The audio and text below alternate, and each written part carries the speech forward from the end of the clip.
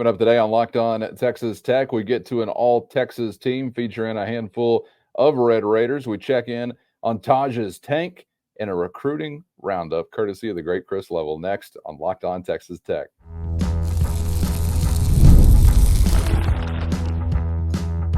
You are Locked On Texas Tech, your daily podcast on the Texas Tech Red Raiders. Part of the Locked On Podcast Network, your team every day. Great to be with you again on Locked On Texas Tech on the Locked On Podcast Network, your team every day, always free and available on YouTube or anywhere you get podcasts. And today's episode brought to you by Gametime. Download the Gametime app, create an account, and use our code LOCKEDONCollege for $20 off your first purchase with the only Chris Level. I'm Casey Cowan. Chris, great to be back with you, my man, as we are rolling the page to the downhill side of the week, and we continue talking Red Raider football today, and a lot of this future-based conversation. We're going to get into a review of what's going on the recruiting front as of late, because Joey McGuire and his team of merry chefs are cooking again in the kitchen. So we'll get to some of what you might have missed if you weren't paying the closest of attention this week or over the last several weeks. And also want to look ahead, of course, continuing to do so to the 2024 season, and specifically get into a couple of honors for a few Red Raiders this week from Dave Campbell's Texas Football All-Texas team. Let me go ahead and throw it on the screen for those who may have not seen it this week. It is 5 Red Raiders who get a mention, including, and we'll start it off with, the man called the best running back in the state of Texas by Dave Campbell's. That's Tahj Brooks. You see him there on the screen. Also, Josh Kelly gets a mention. Ben Roberts gets a mention on the first team. Brilin Lux gets a mention on the first team. And then you see a newcomer for Texas Tech along the offensive line in Vinny Scurry, who is a mention there on the Dave Campbell's All-Texas preseason team, second team. So some of these I think you certainly would expect, Chris, and then I want to get to one that maybe was a little bit of a surprise to me, especially in the context of what we've heard or maybe not heard from a Texas Tech perspective this offseason. But what'd you make of these guys, beginning with our guy Tahj Brooks, who obviously is the shoeest in of shoe-ins? Yeah. And so this is, Dave Campbell's does this every year. They put out their publication and they make it about the state, right? And so I think maybe I'm missing somebody, and I probably am, but correct me if I'm wrong. If you don't hear me say something, but basically what we do is we take the pool of players involved with the following institutions: Texas Tech, UTSA, Rice, Texas State, UT, Baylor, Texas Christian, North Texas, UTEP, University of Houston, Texas A&M, SMU, probably like a Sam Houston, maybe an Abilene Christian even too, as far as like now Division I and all that. But and then you try to fill out your all conference type team this way, but using just the state of Texas, even though they're in all different leagues now and all those things. So yeah, when you see this, basically, yeah, it's the best running back or one of the best wideouts in the state of Texas. But Tahj, no brainer. I think Josh Kelly, no brainer. I'm curious, which one of these was kind of the surprise to you? I kind of had one myself, but I'm curious which one was yours. Well, in the context of what we've talked about this offseason, Vinny Scurry was the surprise to me, because I wasn't sure that we had heard him mentioned as even solidified as a Texas Tech starter along the offensive line. And correct me where I'm wrong, but I'm thinking about him as an interior guy. And I know that obviously nothing's set in stone coming out of spring camp, but we've kind of had this log jam of sorts where we've talked about Davion Carter with very high praise. We continue to figure that Caleb Rogers is going to figure in very likely at one of those two guard spots. You never know with Caleb. I guess it could be anywhere. Hell, he could line up as a slot receiver, and I guess it wouldn't surprise me. But whether it's center or guard, those have been, I guess, some of the target areas. And maybe I have been misunderstanding the Scurry-Carter kind of dynamic. But I was obviously pleased to see him on this list, but I was a little surprised that he was already there, just because I didn't know if he was cemented, to borrow a phrase from Joey McGuire, even as a starter yet for Texas Tech. But maybe I'm missing some things there. Yeah, I think I think you could come pretty close to putting him on your depth chart as first team left guard with a Sharpie. Again, things could change and all those things, but I think what you have is you have him solidified at left guard, and to your point, you have Davion Carter, Caleb Rogers, and Sheridan Wilson. That triumvirate, if I can, use that term correctly. Nailed it, I think. Yeah, okay. I hope so. At center and right guard. So two of the three others will, fill those other two spots. And then you would have your, whoever is squeezed there, that's your top interior backup, really at all three spots, and you can move some things around. But that's kind of what that would look like. But what people will tell you about Vinny Scurry is that he's an extreme, I think he came in, and I think internally it's like, man, he's not one of those that's real just like fond of the offseason and all the grind of like what you have to do in January, February-ish, right? Okay. Yeah. And then you get out there and you start putting the pads on, and it's like, ooh. And I think as the season's gotten closer and there's been a lot of practices that he's participated in, you hear the following about him. He is an extremely angry and mean individual. He looks like it in that picture there. If you're watching on YouTube, like he should have been in The Sopranos or something. Yeah. So Vincenzo. Doing Tony's dirty work off to the side. That's right. That's right. So, but yeah, I think that he's got some. Well, I can't use the phrase that one of my high school coaches used to use, but yeah, he's got something about him that he puts a little mustard on things at times. But he kind of, yeah, I think he's pretty much solidified, and I think this is a head nod here because typically you consult a bit with teams. I think not in every case, but when you put a deal like this together, you kind of consult with each program and go, hey man, are we missing something? I know we have to make some difficult choices and we have to, pick, and we can't include everybody, and this isn't a popularity contest, but, and I think that would tell you too that Texas Tech internally thinks quite a bit of Vinny Scurry as well. But yeah, I think he's solidified, I think, again, at left guard, but that's a pleasant surprise. That's the way this is supposed to work. You come in, you've started all these games in a group of 5 program, and he comes in. He's supposed to start. He's supposed to be heavily involved, and he's supposed to be an answer for you and buy you more time with your last 2 years of freshman classes and giving them more time to grow up. And this is a bridge the gap process. But, yeah, I certainly think they hit with Mr. Scurry. I'll tell you the other one. Ben Roberts is kind of a no-brainer to me, just statistically. It's like, how do you not include 100, tackles on a season as a freshman? Freshman All-American, and yeah, as a freshman, and he didn't even start every game, didn't start the Wyoming game, and all those things. But I mean, that's kind of a no-brainer. But I think the Brilin Lux, mention here is worth noting, and here's why. I think people, had said about the cornerback situation, and then looking back to last year and then into this year, we probably didn't start Brilin as much as we should have last year. Maybe they tipped the cap to seniority. And there was a few times where, whether it would be Rayshad or Malik last year, they didn't start. And you wonder, was like, whoa, this is interesting.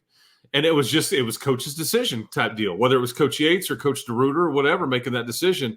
But I think what people will tell you about Brilin is that he was their best corner last year. Overall, he graded out the best. I think, though, that you're trying to give some chances to 2 kids that, potential draft picks that agreed to come back and had some experience. But short of Brilin getting beat by Troy Franklin, one of the top wideouts in the country in that Oregon game, he really had a good year. I mean, he competed. He's very physical. We have talked so much this offseason about Josh Kelly, who also came from Fresno, and that's kind of the connection there, as Brilin Lux spent some time at Fresno State as well. And that there was a prior relationship there where they kind of knew each other, and this kind of helped that situation kind of funnel it to Texas Tech, where they both end up as a Red Raider. But I think Brilin Lux is maybe somebody we haven't necessarily talked enough about as being a clear-cut answer at one of your corner spots. I know we've talked about that position being a question mark because we weren't sure about Mohorn because we hadn't seen it, and we don't know about Devin Cromwell because he hasn't, he's just got here. And Jalen Peoples has been on campus but hasn't played a ton, and so there is just a question mark. But Brilin Lux clearly one of your answers there for sure. That's a really interesting take because I would think, just speaking for myself as a fan, Lux is not one that I really look at as a frontline guy, even though he may be someone obviously you view as a starter. I don't know if I'm putting him on a list of one of your 5 best players overall, which essentially is what that list for all intents and purposes would represent. But I'm probably sleeping on some things, and you mentioned it, and it's just bad luck. I mean, every cornerback gets beat at one point or another, but one of the most visible points of Lux's season last year was following an Oregon receiver down the field. Unfortunately, I do remember that, but that's the nature of the game. So maybe this is a Locked On Texas Tech player advisory. Don't sleep on Brilin Lux, right? We'll give people the heads up if they needed it. Yeah, and again, I think there's a lot of people that Bo Nix and Troy Franklin made look bad last year. Yeah. Two guys that got picked pretty high in the draft. And keep in mind, it doesn't mean he's one of Texas Tech's 5 best per se. Is he a better corner than the other corners of these other schools in Texas? And I think that obviously the publication thinks he is.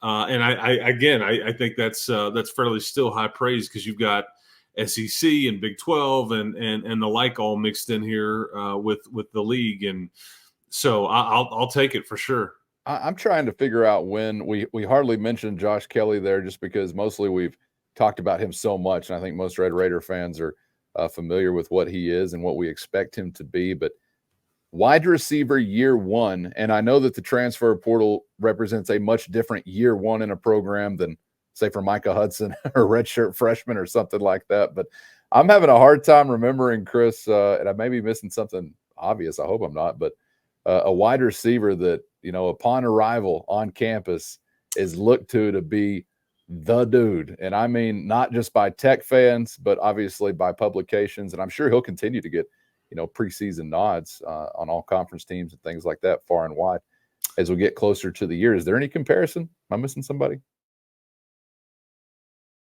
First, today's episode brought to you by LinkedIn Jobs. And when you're hiring for your small business, you want to find quality professionals that are right for the role. And that's why you have to check out LinkedIn Jobs. LinkedIn has the tools to help find the right professionals for your team faster and for free. And LinkedIn isn't just another job board. LinkedIn has a vast network of more than 1 billion professionals, which makes it the best place to hire. Gives you access to professionals you can't find anywhere else, and it does it all while making the process easy and intuitive. Hiring is easy when you have that many quality candidates. So easy, in fact, that 86% of small businesses get a qualified candidate within only 24 hours. LinkedIn is constantly finding ways to make the process easier. They even just launched a feature that helps you write job descriptions, making the process even easier and quicker. So post your job for free at linkedin.com/lockedoncollege. That's linkedin.com/lockedoncollege to post your job for free today. Terms and conditions apply. Is there any comparison? Am I missing somebody? Well, and this is so different because you've never had a ready-made walk in here like this. This is part is new. There was, we try to talk ourselves into maybe like some Dre McCray last year, and a little did we know he was arguably the best at one of the things that he did as anybody in the Big 12, maybe in this part of the country, is a kick returner. Right. I don't think we were necessarily calling that shot. We thought he'd be kind of a missing piece to stretch the field and some different things as a wideout. But, I think, Eric Ward back in the day was thought to be coming in as we just tapped into this 4-star type recruit. And Eric Ward was somebody that, had been committed to Oklahoma, and you really hadn't won many battles there. When he came in, that was a big deal. But again, it took him a bit. And people were like, after 2 years here, he redshirted, I think, and maybe even had a redshirt freshman year. It wasn't until his redshirt sophomore year. And then he started playing like a maniac and did it for several years. But it's like at the end of his redshirt freshman year, it's like, this guy's a bust. I'm just like, people, like, it doesn't work like the sport is hard, man. And then you look at what he did. He's one of the best wideouts that ever played for you. I think of like Darren Moore came in as, I think, a junior college guy. He was closer to not ready-made, but there was a few guys. I'm probably missing somebody. I mean, let's be honest though. This is a year where it's not just Josh Kelly that you're thinking can come in and make some waves, and he doesn't appear on this Dave Campbell's team, but aren't people expecting Micah Hudson to be close to ready-made? Yes, and I don't know if they should, but people are. and remember the Eric Ward example. Yeah. It takes a bit. The sport is very difficult. Yeah, there's some freaks out there that acclimate very quickly, but that's very, very rare. I'll go back to an all-time great, of course, and I believe he had a redshirt year behind him. But I had a friend who was a GA for Mike Leach back at the time of Michael Crabtree, and he had a redshirt year, right? He had a redshirt year, I believe. He actually was ineligible for a year, and I think that he would have played. What was that? What would that have been? 2006. Six, I guess. I think he would have. I remember talking to some of that staff in August that year, and they were just like, dude, he's so different. But then they kind of said, man, I don't know if some credits transferred or some sort of legalese. I mean, was Wes Welker a guy that not expected to be, but he came in and like kicked the door in really right away, and like, who is this kid? And then we got to hear about all the stories about Tommy McVay helping recruit him, and he was kicking and punting and intercepting passes and holding for the kicker, and who knows what all he was doing up there at that low school. He was teaching a biology class up there. That too. But yeah, this one is just so different because you haven't had many guys that come in as like they've been stamped as they've done it at the Power 5 level, nearly at 1,000 yards. Yeah. So I remember being told, write it down and remember the name Michael Crabtree. And I'm like, all right, sure. And this is one of my buddies who at that time was thinking every year is about to be the best year ever. So like, sure. It did not take long, however, as you got into that next season to figure out that he was right. And back to the Kelly Hudson component for just a moment.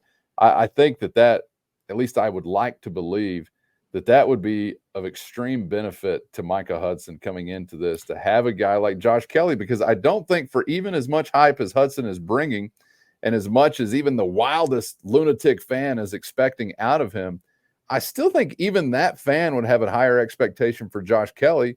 I think most people are still looking to Kelly to really carry the load, and I hope that's of some extreme benefit for Micah Hudson, who I would I'm at least guaranteeing myself, is going to need some time to acclimate. And maybe it's not as much time as others because he's a really talented guy, but I think we'll still need a little, right? Yeah. And I think it's really fun to have somebody like Josh Kelly and a guy like Dre McCray and all that around for somebody like Micah to kind of see. Cause I mean, while Dre didn't catch as many passes as we wanted him to last year, all of that not his fault by any means, quarterback injuries and all that stuff. He loves being here, one, and two, he handles his business. It was no fault of his own that he wasn't a bigger part of things. But when you got a quarterback that can't throw it deep, or you can't protect long enough to get a throw off, whatever it may be, I like that you have two very polished, professional operating individuals that Micah can kind of look up to a bit in year one, certainly. Before we move along and get to the recruiting review, I wanted to make a pit stop with Taj Brooks. First, today's episode brought to you by FanDuel, and it's do or die time in the NBA and NHL, and FanDuel is giving you a shot to bring home a big win of your own. Right now, new customers get $150 in bonus bets with any winning $5 bet. That's $150 to bet on spreads, player props, money lines, and a whole lot more. So visit FanDuel.com/locked-on and make every playoff shot count with FanDuel, America's #1 sportsbook. Because you and I were talking off the air about, I guess, some questions that you're getting occasionally this offseason about what is left in the tank of Tahj Brooks. And I know we all know that obviously you were playing with some fire to a degree, forcing him to really carry as much of the load as he did a season ago. If you had to draw it up in 2024, I don't think we want to see that to be so necessary. Now, if it just plays out that way because he's killing it and we're feeding him in the fourth quarter, then fine. But out of necessity, maybe not the ideal situation. But as far as the needle on a gas tank for Tahj Brooks, I'm still expecting it to be pinning towards the F, that being full. But am I naive, Chris? What do you think? So a couple things. Yeah, I've heard this discussed as people talk about running backs in this league, and it's a running back heavy league. That's where the star power is, honestly, in the Big 12. It's not at quarterback, although your list of quarterbacks is pretty salty. It's not like NFL type draft pick other than Shedeur Sanders, but everybody's got an experienced quarterback. Everybody does. That's the portal era that we're in. But we're really where you have some star power, I think, nationally, is at that running back position. And as if people have ranked them or talked about that list and put he's better than this guy, whatever, I've heard mention more than once, and I had somebody ask me this the other day, man, I just think we used him too much, or I just wonder how much tread is left on the tires and all those things. Do you ultimately want to let him carry it 290 times this next season like you did last year? Probably not.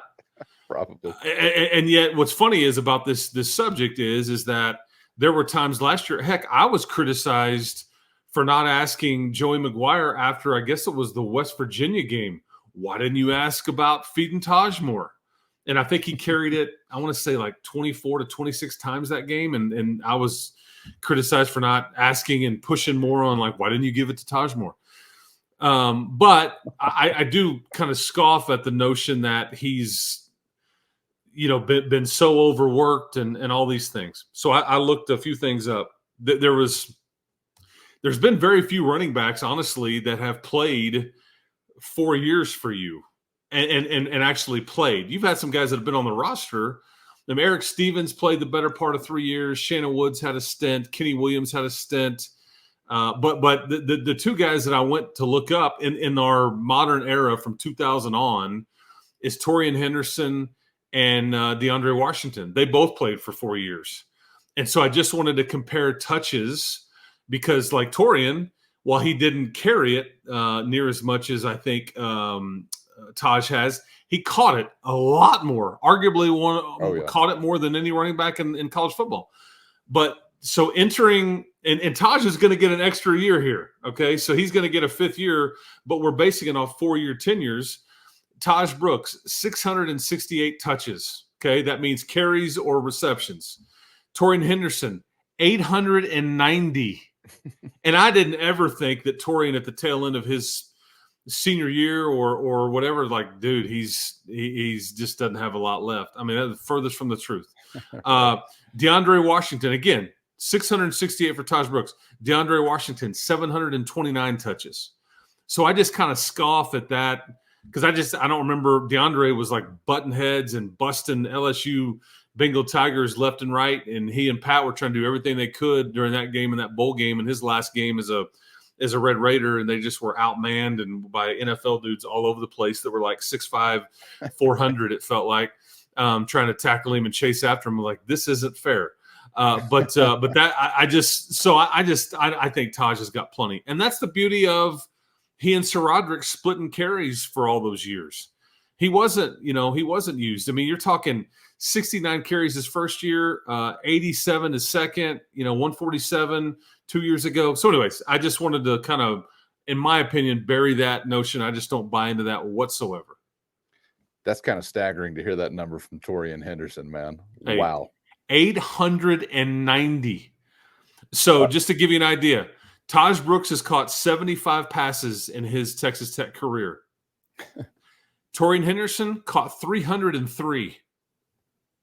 I mean, it was amazing. Yeah, and DeAndre was 124 receptions. But, yeah, Torian was just different. I mean, that was a different deal. But, again, different offense and all those things. But, yeah, I'm not worried about overusing Taj. We need to get Cameron Valdez and Cam Dickey more involved. I think we would all agree there, just to lighten the load a little bit, if anything, to develop for the years to come So all those carries and experience don't walk out the door. You got to put some of these other guys out there a bit just to let them get their feet wet. You're telling me there's going to be a time after Taj? Because Yeah, I'm not ready for it. I don't even want to consider it. After Taj. That's right. Torian Henderson, in my opinion, the GOAT Texas Tech running back of this millennium, followed closely by DeAndre Washington. And I think obviously Taj Brooks is entering that conversation as to whether or not he might take over the second spot. But I don't think it got any better than Torian Henderson, and did not get any more productive than Torian Henderson. Wasn't he a Big 12 like all-time points leader or something like that at one point? Or like total offense. Yeah, I mean he just he crazy. Put up some, because he was so productive. I mean, efficient, productive. Well, and he trained himself as a player. I mean, he's saddled the two eras of where we were to where we went under Mike Leach. It's just crazy to see him be able to do that so successfully. That was the secret back then. Whenever Torian was playing, and Texas Tech was kind of hitting their stride and becoming relevant nationally and obviously in the league. But that was the secret. It wasn't go hit the quarterback or take away this receiver or all that stuff. Eliminate the running back. Take him out of the equation so they can't run the draws, they can't run the swing passes. Eliminate that, and then everything else becomes so much easier to defend. And anytime somebody shut down Torian, you were in serious trouble. It didn't matter who was QBing, what receivers you had running everywhere. And again, I'm talking about top-end teams. But anybody that was able to really negate Torian and limit what he could do, you had success. But that was always the secret. For just a minute before we get out of here, Chris, I want to pivot to some of these hopefully upcoming impactful weapons, just as much as Torian Henderson or any of the guys that we have mentioned here. And it's been an exciting week for Tech football fans. If you are one that follows recruiting, because the Red Raiders have gotten a couple of really appealing commitments. One of them a 4-star wide receiver in Bryson Jones, and then a 3-star defensive back. These as rated by Rivals.com, Swade Griffin, who has got speed in bunches. That seems to continue to be a theme, right, for Joey McGuire and company's recruiting priorities. But I wanted to just kind of check in, because we know when Coach McGuire and his staff hit the ground, the recruiting arrow started pointing upwards for Texas Tech. We know that this is an upcoming season where we're expecting to see some of those recruiting wins begin to pay off as far as impact made, obviously, in the year. But I was kind of wondering in my head, where have they gone since? Have they maintained? Are they improving even further? What's the trajectory actually looking like? So you put together some info on the recruiting front as it stands here today, as we're having this conversation on Wednesday, June 12th. But 15 commits currently in the class. It's ranked around 20th in the nation, depending on the service you're looking at. Number 3 class in the new Big 12. And if it stays that way, that would make the 3rd year in a row with the top 3 Big 12 class. Number 2 in 2023, you were number 1 in 2024. And you've really got some standout commitments. A couple of those I already mentioned, but another one in a quarterback, 4-star Lloyd Jones, 4-star wide receiver. Another one in addition to Bryson Jones, Tristan Gentry. And you also got some interesting things cooking in a position of need for every team in the country that may be coming to fruition here publicly very, very soon. But I was wondering about upcoming priorities maybe still out there, and just what you feel about the general trajectory. Was there a honeymoon and then a little bit of a fade off? Doesn't really seem like that given what I just said. Or are there still better days to come? Because that's really exciting, because you've already had some really good days, obviously, since they've been in Lubbock. Yeah, this is a trickier conversation to have than really ever before, because there's so many ways to. Used to be, this was the only lifeline you had to add to your roster. This was the only way you could really, the talent acquisition was really this only medium is recruiting, whether it be high schools or junior college guys. And now it feels like while you get caught up in it, there's so many other ways to acquire a player via the portal and the transfer stuff and everything like that. And then, even then, when we sit here talking about a great recruiting class and you get them here, it's like, well, then you got to hold on to them. You know, that's part of it too. Yeah. It's like, please, now that you're ready to play for us, please don't leave. You got to keep recruiting them. Yeah, come on, man. Like, come on. We took care of you all these years. You know, right. Now it's time for our payoff. So to answer your question, don't stress about what you haven't gotten or what you feel like you need or who's beating you on this guy or that guy. Or whatever, because you can fill in the gaps in ways that you could never before. And I think the Red Raiders have done that. Joey, though, wants to maintain a stronghold on this becoming the main way that they acquire talent. And because they would like to get them at the onset and then help them maintain and build that culture and then develop them. And then that's how he feels like this program will win and win big, and you'll be able to sustain it. So to answer your question, trench work, that's what's left. I mean, you need some more help on offensive line specifically. And again, I don't stress too much. You need offensive linemen. I don't want to make light of that, but you've had two really, really good back-to-back offensive line classes that the group that just showed up and the group that was here last year is a very strong core group of offensive linemen and really where your future of your position is. And then you've mixed in some guys that aren't the old heads or anything like that are even just above those classes. So yeah, you want 3 to 5 quality offensive linemen. And so that's just where the reality is.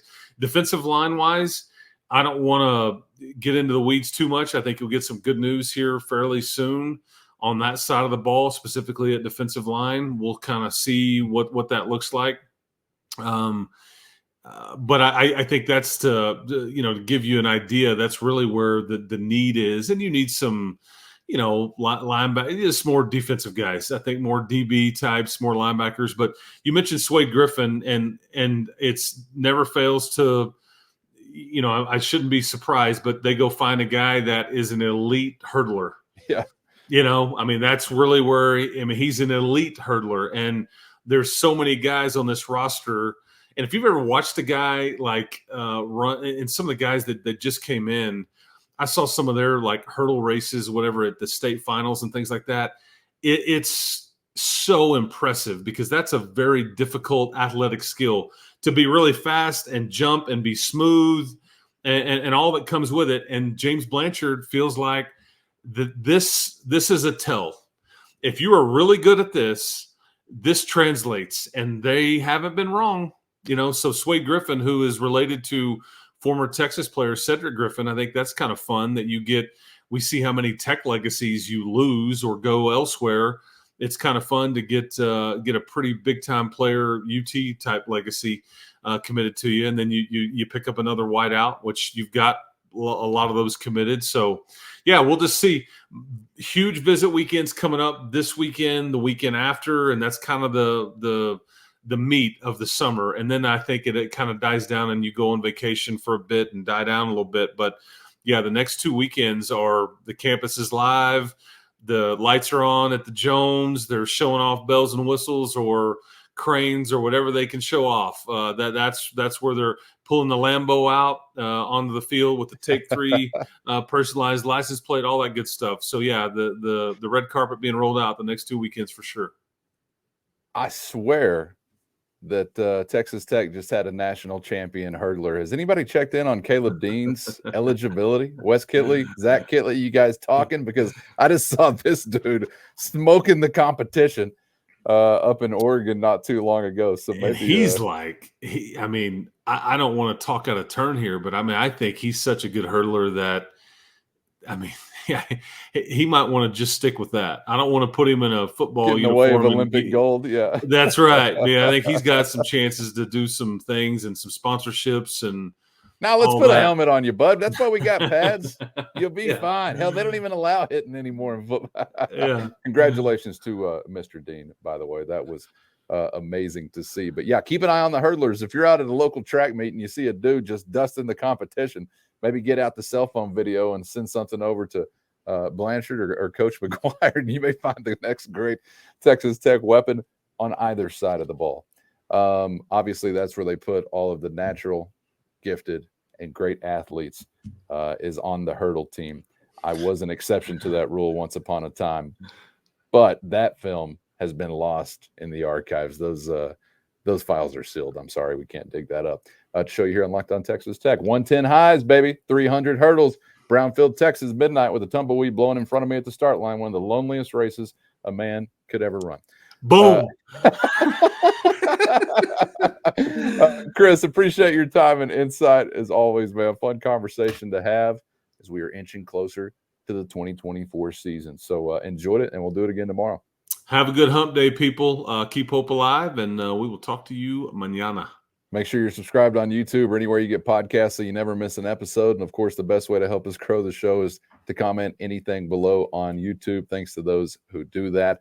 On the daily, for Chris, I'm Casey. We appreciate you being out there and hope to see you back for the next round on Locked On Texas Tech.